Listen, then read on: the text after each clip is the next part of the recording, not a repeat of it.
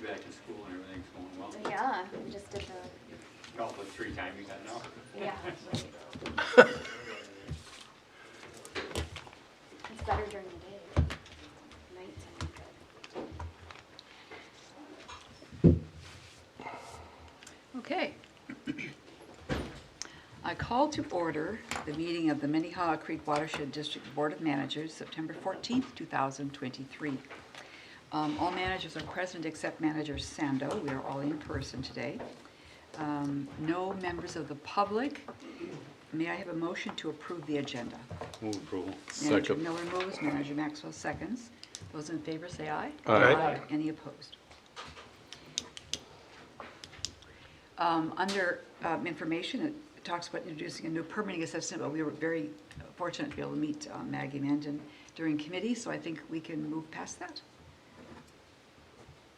On the consent agenda, we have approval of the minutes of the April 24th board meeting and 3 resolutions. 2351 authorizes releasing an RFP for accounting services, 2352 RFP for engineering services, and 23054 recognition of Marissa Castro. Is there a motion to approve the consent agenda? So moved. Manager Hitchmati moves. Is there a second? Second. Manager Miller seconds. Those in favor, please say aye. Aye. Any opposed? I have no meetings to report, but we do need to authorize delegating the district administrative authority during Mr. Whisker's time away to Ms. Christopher, and I'm not looking at my agenda, excuse me.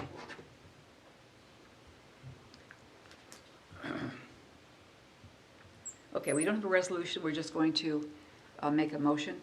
Is there a motion to designate Ms. Christopher to serve as delegate district administrator during James's absence? Thank you, Manager Hitchmati. Is there a second? Second. Manager Miller seconds. Those in favor say aye. Aye. Any opposed? Manager Olson, you chaired Operations and Programs Committee meetings tonight. Would you give the report?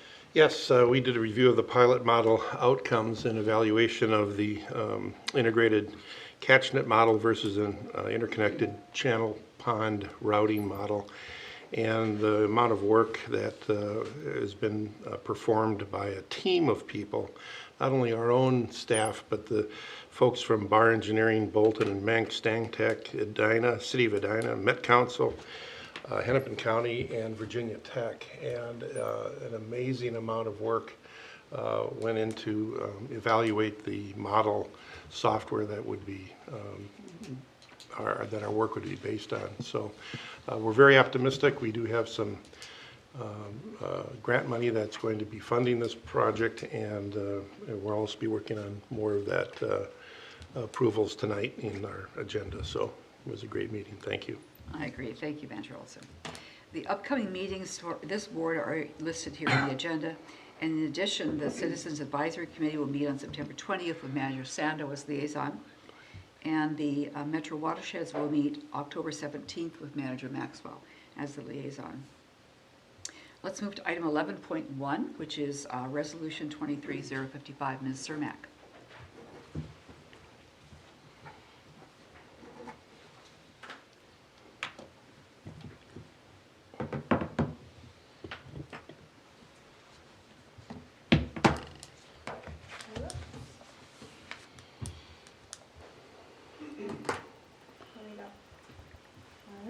Good evening, President White, Board of Managers. I'm here tonight seeking action to award a contract to Bolton and Mank for watershed-wide model input refinement.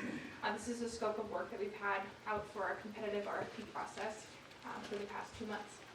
I'm going to keep the background fairly brief since we had quite a bit of it at committee tonight, but want to position where this work sits within both our pilot model and watershed scale work relating to the model build.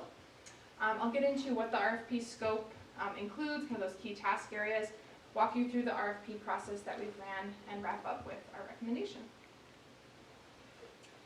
So a key part of our climate action plan and a key tool we identified needing to support this pillar 1 understanding of climate change impacts is this need to build an additional watershed scale climate planning model. And when we think about building a model, we typically always follow the same 2 steps, kind of regardless of its scale or its platform. The first step of a model build is really getting your arms around all the data sets that you need to build it, getting those processed and formatted, and along the way looking for any data gaps that exist to see if you need to fill those ahead of building out your tool. Next, you can capitalize on that work, include it in your model, calibrate your model, and begin to run your simulations. And with any model build, there are some challenges and risk points often associated with both these steps.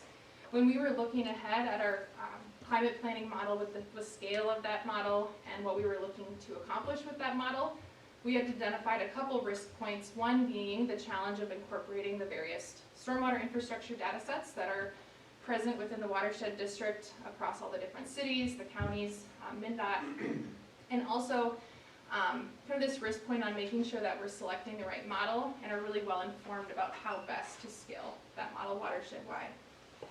To address both those concerns, we entered into our pilot model project, which we heard so much about tonight at committee. And that pilot model was really structured around those same 2 model build steps as well. Phase 1 was centered around the data processing, and phase 2 is really about building the model and evaluating the 2 that we tested. Phase 1 work of our pilot model did finish well before the model evaluation work. That was conducted or completed back in August of last year. And so we established that automated processing system. We addressed that challenge of the stormwater infrastructure data set issue and identified some data gaps along the way. And because we accomplished this kind of well before the model evaluation portion, we were able to kind of take a look at what the learnings were telling us and start making some movement on watershed-wide work while we took time to finish out the pilot model. So when we look at kind of how we've tackled this, we talked about at committee tonight how our LCCMR funding journey has kind of hasn't been perfectly smooth, and we've had some kind of roadblocks and had to pivot. One of those pivots has been continuing to make forward progress while we're waiting on kind of that LCCMR funding to come to fruition. And so the first kind of task that we chunked out was getting our hands on all of the watershed-wide stormwater data sets and getting those standardized into one single format. So we took on that work with Bolton and Mink, and that work is just kind of closing out now in the next few weeks here. So we're right at the finish line with that. The remaining work that we identified needing to accomplish from phase 1 of the pilot model is what's in the RFP in front of you tonight. And that really is exciting because we get to now start drawing on those LCCMR funds, that watershed scale work, and really setting the stage for the build portion of the LCCMR scope, which is going to be coming forward as a separate kind of RFP later this fall. So the RFP had 3 key task areas. Walk through those briefly here. We identified in the pilot model just how critical these stream channel cross-sections are to model results. And so we identified pretty early on the need for us to get this data set collected. We're asking the consultant to help us design the collection plan, really figure out where we should be placing these within our key tributaries and along Minnehaha Creek, and actually go out and do the field collection work. The second step is centered around our automated processing system. So we have all of our stormwater data sets standardized into that common language. Now we need to kind of bolster the process that we developed in the pilot to account for the range of issues, abnormalities, and gaps that are going to be present when we're going from 4 data sets up to 30. And of course, following that up with some documentation and training too, so we can kind of implement this in-house. The last piece that we identified in the pilot model was some gaps in our culvert data set, specifically in our upper watershed municipalities. And so what we're looking to do here is conduct a spatial analysis that actually helps identify where we have gaps in that data set and where we see kind of water build up. And from there, we want them to help us come up with a collection plan so that we can kind of pair that against some other data collection needs we might have for this second scope and figure out how we're going to fill those gaps for the build. We ran a pretty typical RFP process, distributed to firms that have kind of this unique scripting GIS strength, and of course posted on our website. We ended up receiving 2 submitted proposals from Geosyntec in Bolton and Mank. We ran an interview process with both firms, took advantage of some follow-up questions where we needed additional clarity kind of on their budget and scoping. And of course, along the way, we've had our board liaisons kind of privy to the proposals, and they sat in and were able to observe both the interviews as well. And we were able to meet last week to debrief together before bringing this recommendation forward. Really looking to kind of evaluate both the proposals and their interviews across these kind of four criteria: project understanding, the strength of their team, their methods and approach, and the project budget. After this process, staff are recommending Bolton and Mank as the lead consultant for our watershed-wide model input refinement project. They demonstrated a very clear project understanding, and they carried that through within their scope of work and approach to the work, very clear and complete, giving us the deliverables that we need. Bringing a really strong project team to the table, really strong lead in their scripting abilities and proven abilities that we've seen in this last stage of the work through the data standardization project. They've also chose to partner with Kinley Horn, who was our lead consultant on the pilot model project. So they're really leveraging the kind of logic and the minds behind those pilot scale scripts, so we can capitalize on that and really drive these even further forward. And they do bring a unique relational advantage as well. They are serving as the district engineer and overseeing 11 communities within the district, so very familiar with the stormwater data sets and the issues that are going to come up and be present that we need to address. The scope of work that they proposed is within our district and LCCMR project budget. Quick touch on that, we are splitting the proposal and drawing on 2 funding sources. I provided some detail on how we are going to be splitting that within the email on Monday. But there is kind of one piece that may be adjusting kind of the scope and the level of effort we need from Bolton and Mank. You may recall last fall we brought forward a contract with MnDOT to fly lidar along the creek and take advantage of drought conditions. Last fall that fell through with some early snowfall, but it's looking likely that we might be able to kind of have these conditions again this fall. The contract is still open with MnDOT, so we are working with Bolton to structure the scope in a way where we have some clear gates and ways to stay flexible to be able to take advantage of kind of this unique drought opportunity in portions of the creek. So with that, happy to take questions. Staff are recommending Resolution 23055, awarding our contract for watershed-wide input refinement to Bolton and Mank. Thank you, Ms. Cermak. Is there a motion to adopt the resolution? Manager Miller moves. Is there a second? Second. Manager Maxwell seconds. Any questions from Ms. Cermak? Manager Olson. Not a question, but just a comment. I wanted to express my gratitude to Manager Hejmati and Manager Miller for their involvement working on this. They've been involved with a lot of the presentations and the meetings, and I just really wanted to say thanks to you folks. Well, Manager Hejmati he gets much deeper than I do into these issues, and he does an excellent job of supporting the recommendation with facts. So I appreciate his work. Thank you both. And I appreciate his policy background, so we really made a very good team. And I think Bolton and Mank will do a great job. I've dealt with them a lot through the city. They're there, and somebody's always on when you need them and everything else. So I think they'll work out good. Anything else before we vote? All those in favor, please say aye. Aye. Any opposed? Resolution 23056, item 11.2, Mr. Heyman.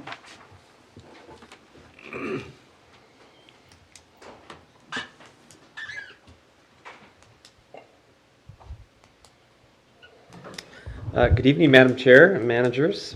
Before you this evening, seeking approval of Resolution 23056, which is adoption of the 2024 Capital Improvement Plan.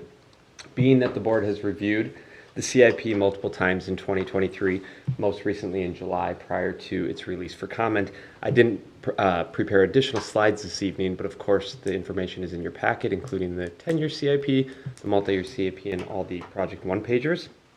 As a quick recap, the board authorized distribution of the 2024 CIP at its July 13th meeting. That full CIP packet, including a cover letter, the 10-year CIP, multi-year CIP, and project one-pagers, all goes out to our cities and counties for review and comment. That comment period was open from July 21st until August 21st. I did want to note the RBA notes that we received procedural comments from two partners, the cities of Edina and Minneapolis. And it was not the city of Minneapolis that commented, but rather the Minneapolis Park and Recreation Board. And I omitted that in my RBA, so apologies for any confusion. And I did think that was an important distinction for the record. It was the Park and Recreation Board.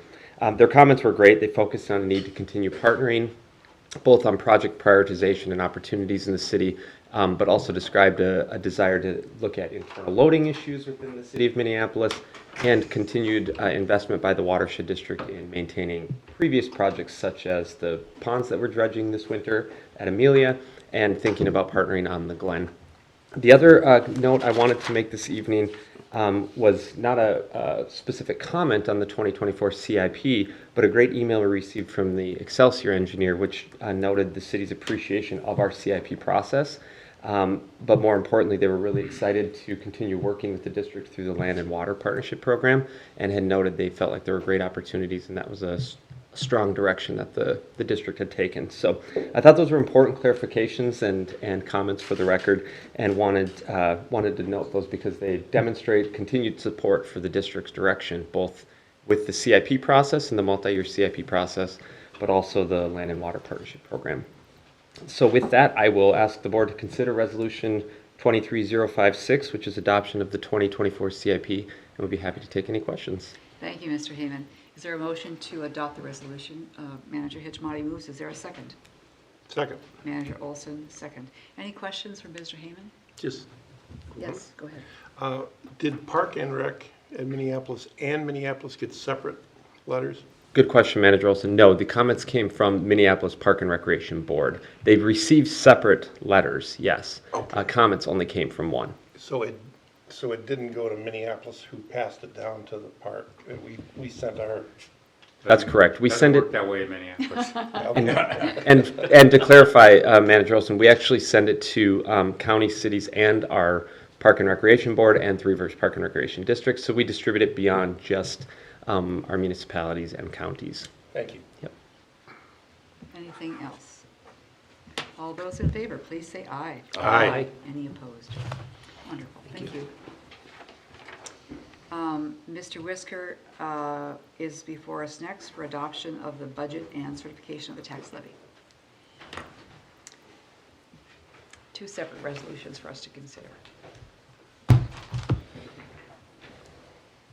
That is right. Thank you, President White and Board of Managers. So we have Resolution 2357 and 2358 before you this evening, respectively adopting the 2024 budget of $14,486,255 and certifying the 2024 tax levy of $9,869,513. And as President White just mentioned, and as usual, we would ask that the board consider those individually, and you'll see in the packet you'll be considering those through roll call. And we provided a pretty decent or robust presentation, I think, at the public hearing, so I won't put you through that again. But for background, tonight's the culmination of a lot of process beginning in May of this year, including obviously key points of engagement for the board and setting direction and digging in on the capital plan, all of our different programs,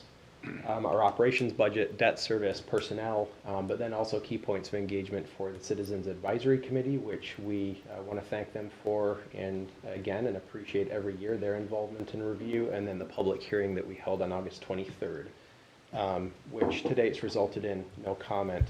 And that process has resulted in the 2024 budget that I think reflects our emphasis as an organization on capital projects and policy, with projects in the Minnehaha Creek Greenway, the Minnehaha Parkway, and the Upper Watershed as part of our Lake Minnetonka strategy, in 6 Mile, Halstead Bay, Long Lake down to Tanager Bay, and then Painter Creek to Jennings. And of course, some of the work that we discussed this evening on climate action planning and the building out of our watershed-wide modeling tool, and what Mike just referenced too, the Land and Water Partnership, which is nice to hear some of our communities, member communities like Excelsior, finding some appreciation for. And we've accomplished all that with a 0% increase in our tax levy. So it's a flat levy from 23 to 24.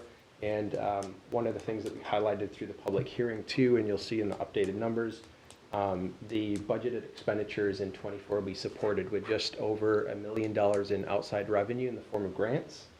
And that's matching what we're proud of now, of being a 5-year average of covering about 7 to 8% of our annual budgeted expenditures with those outside revenues. So with that, unless there are questions, I would recommend that the board adopt both resolutions this evening. And then part of the resolution for the budget adoption levy certification also provides notice for a final comment period later this year at the November 17th board meeting. Thank you, Mr. Whisker. Is there a motion to adopt Resolution 23057? So moved.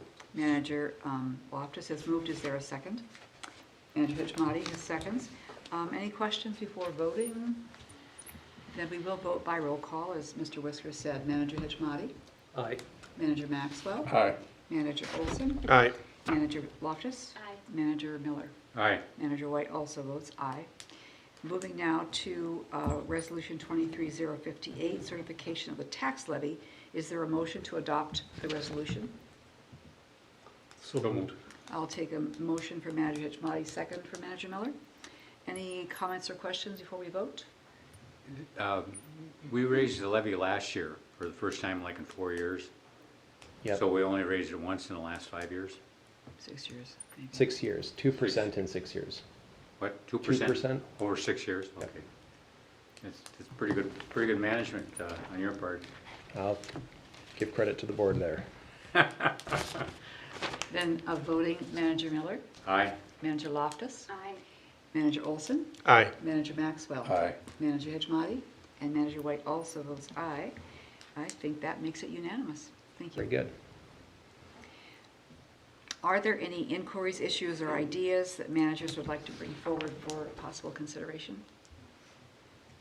No hands raised. The administrator's report, Mr. Whisker. Very good. Thank you, President White, managers.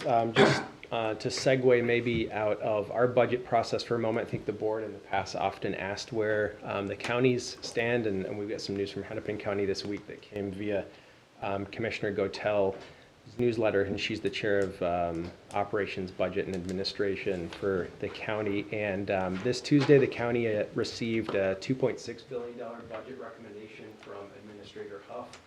$2.3 billion operating budget, coming with a recommended 6.5% tax increase, or $60 million for a total levy of just shy of $1 billion. So it just gives you a sense of, well, obviously scale, but also where the county's sitting in terms of tax levy increase. And I think part of the message that I saw in Commissioner's newsletter, if you haven't seen it, was some of the services that were provided through the federal and state funds through the COVID-19 pandemic are now considered essential services by the county, and so that's part of carrying those forward, and that's a big part of their budget moving into next year. Next, turning to water levels, it's still very, very dry. Twin Cities has received now 17.4 inches of precip this year, so just over 7 inches below normal. That rainfall pattern puts the watershed district in a moderate drought, which covers now 60% of the state. And since the last report, we have 100% of the state that is in some level of drought designation. And of course, the lack of rain has impacted our water levels and water levels across the state. The key barometer that we talk about or look at is Lake Minnetonka water levels, sitting in the center of the watershed and obviously informing flow in the creek. Lake's got an ordinary high water level of 929.4, and Minnetonka is now almost 19 inches below that, so 927.8. That's 9 inches below what we call the runout elevation, the elevation at which we close the dam, 928.6. So that means the lake's dropped 9 inches since the dam was closed in July, just due to evaporation. So I don't have a running tally on how close that is to record setting, but it is very dry and water levels are very low. And as a consequence, anecdotally anyway, on Lake Minnetonka, we continue to receive a high volume of inquiries about dredging. And there's not much rain in the forecast. So as we track towards the end of the year, thinking about winter and when that might come and snowfall, I think the water levels are going to be expected to continue dropping. Then turning to some key points of engagement with communities, Manager Olson, Mike Heyman, Sophia Green, and I attended the Victoria City Council meeting this week. We profiled, it was really an update. There's a lot of council members that I think we were meeting for the first time, obviously familiar with Mayor McMillan, who helped shepherd us through the tail end of the Wasserman Preserve project. But we just profiled accomplishments of the partnership. The downtown stormwater facilities that we funded with in part Clean Water Legacy funds, which treat about 20 acres of downtown. There's some serendipity there because they were meant to exceed regulatory requirements for downtown and improve water quality going to Auburn, but also support infill development for the downtown central business district. And there was a developer there that would be draining, a beneficiary of that project, draining to that project, seeking a TIF agreement the night of the meeting. So we're able to make that kind of direct connection of how the shared investment and planning and leveraging of state dollars is benefiting their downtown economic developments. That was cool. We talked about the Steiger wetland restoration, our work with Lennar down in Wasserman, obviously the habitat restoration or cart management program, and we left some, I need to get the board these. We've got some nice glossy handouts that we're sending out to Lessard Sam's Outdoor Heritage Council, Carver County, Victoria, all of our partners. So we were able to hand those out and remind everybody about the carp component, and then finish with the capstone of the Wasserman Preserve, profiling the roughly $1.3 million in non-district funds that we were able to pull into the city of Victoria through that sustained partnership. And that helped us talk about where we're going with the Auburn wetland restoration, which is on public land, on city-owned land, and let them know we'll be in front of them looking for land rights and advancing feasibility and design on that project soon. And then looking west into their growth or annexation area, the Turbid-Lunston corridor. So I don't know if you've got any reflections, Manager Olson, but I feel like we got quite a warm reception and an invitation from the mayor to not be strangers. I think it might have even been before the pandemic, the last time we were in front of council. It had been a while. So they seem to want to see some more of us. And yeah, we'll be sitting down with them, I think, soon on Auburn, and sitting down with their staff to map out a project plan for Turbid-Lunston. So it was a fun meeting. I believe her comment was, I'm looking forward to our next adventure. Yeah. So yeah, interesting to meet the new council members. Some good. There was a time in the past, backgrounds. rather than a warm reception, you'd get heat. Yeah. Yeah, you don't want too cold, and you don't want to get scalded, so it's like sort of Goldilocks. That sets us up now to make connection with Carver County. So we're on the docket to provide an update to the Carver County Board. I heard today, Manager Olson, for October 17th, so we'll get a similar report there. And then we're going to start doing the same thing, our annual rounds around this time of the year as the budget winds down with Hennepin County. And so we're going to be using October to November to make individual commissioner connections. Also be following up on an invite that we got from the chair of the county board to get on their formal agenda and provide an update on our work plan. They're always very interested in 325, climate. I think there's a number of commissioners who are interested in how much progress we've made since the last time we chatted with them on